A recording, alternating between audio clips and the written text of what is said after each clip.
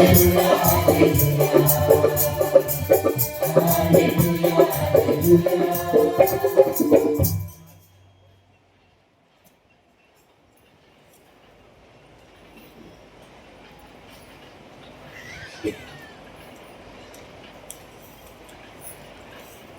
તમારી હાથે રે અને તમારી આત્મા સંત યોહનને પ્રમાણે પવિત્ર સંદેહો હે પ્રભુ તારી મહિમા થાય. બીજે દન યોહન યેસુને આપણે અહીં આવતા દેખ્યો અને કીધું, દેખો યો ઈશ્વરનો ભેટો છે.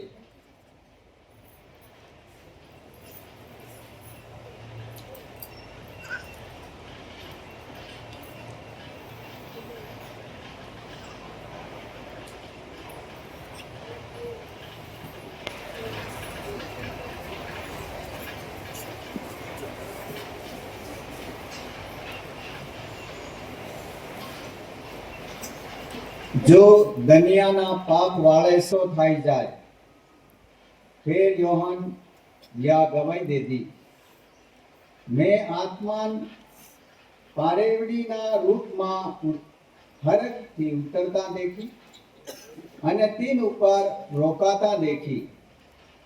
હું પણ તેના નહીં જાણતો હતો, પણ જીને મન પાણીથી બત્તીસમાં હાલવા મોકલ્યો તેને મન કીધું હતું,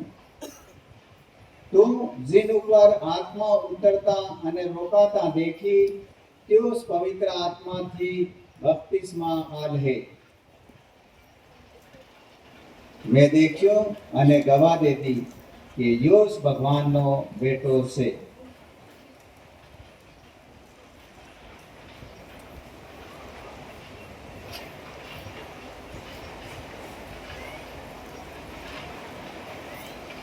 પ્રભુનો આવ સંદેહો. ઓ ખ્રિસ્ત તારી જય જયકાર હો. ઓ ખ્રિસ્ત તારી જય જયકાર હો.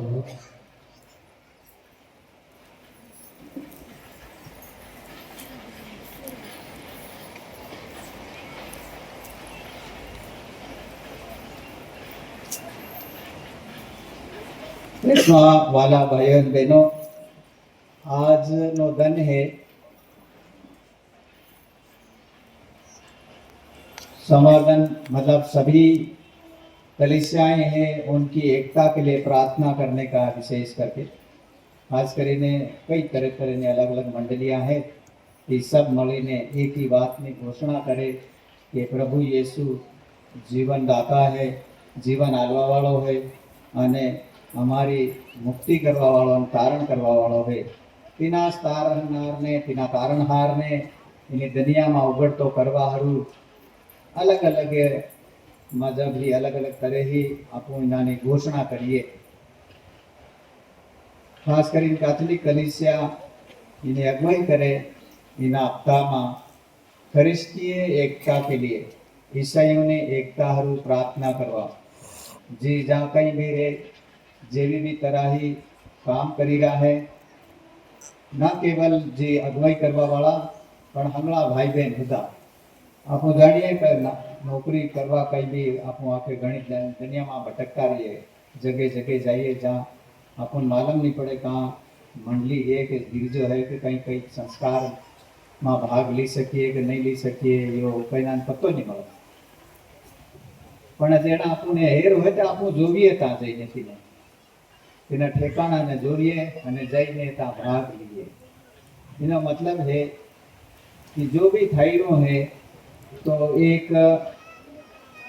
लाकड़ी ही साले, एक उदय, एक मन, एक विचार ही साले.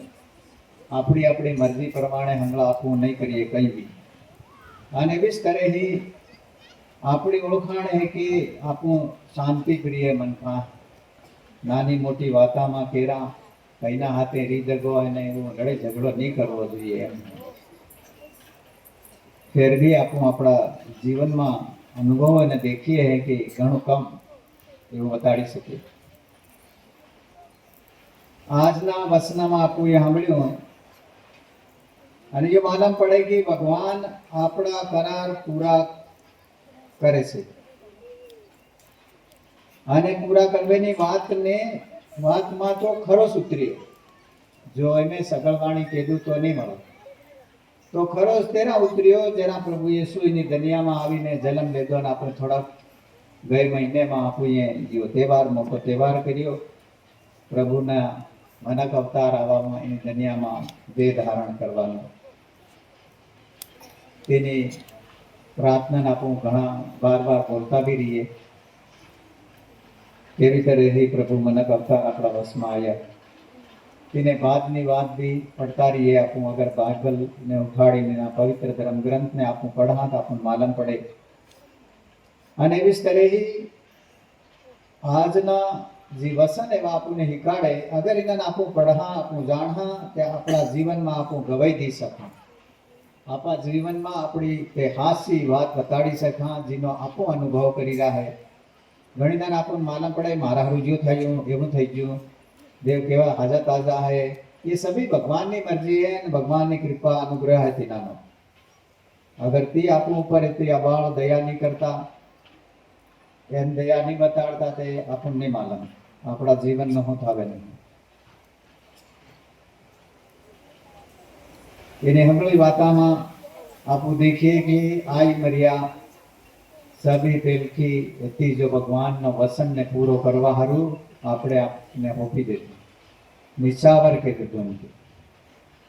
અને એટલે આપણું એની દુનિયામાં દેખીએ કે પ્રભુ યેસુ કરતા વધારે આ મરિયાના તહેવાર થાય જગા જગામાં આપણે એની ડાયસિસમાં તો હરપલ્લીમાં તહેવાર છે પણ કહેતા તો કેવા જ્યાં તીરથ હે ત્યાં છે બીજી મેર કરવાને જગા નહીં મળે પણ ફિર પણ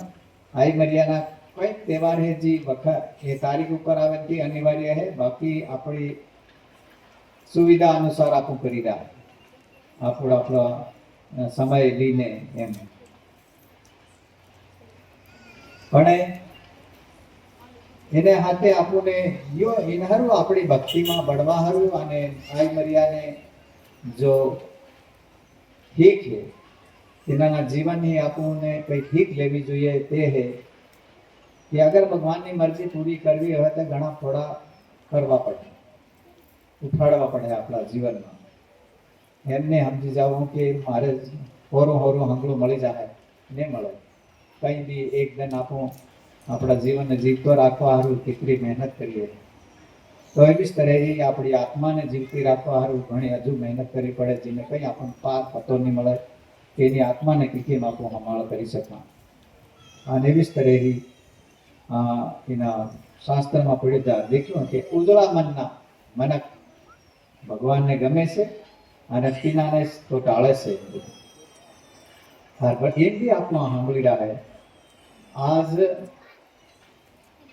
એના સંદેહામાં સાંભળતા જાય ને આપણે આ સુસમાચારમાં આપણે સાંભળ્યું કે સંત યોહન पहला योहन 32 ने 12 में बताड़े योहन 32 में दाता तीने 12 में इना वचना में बताड़े है आन तो एक मनक हेतु पण अजब तरह की मनक जन्म तो आन प्रभु येसु 100 महीना मोटो ने पण तो इना मुक्तिदाता ની વાટ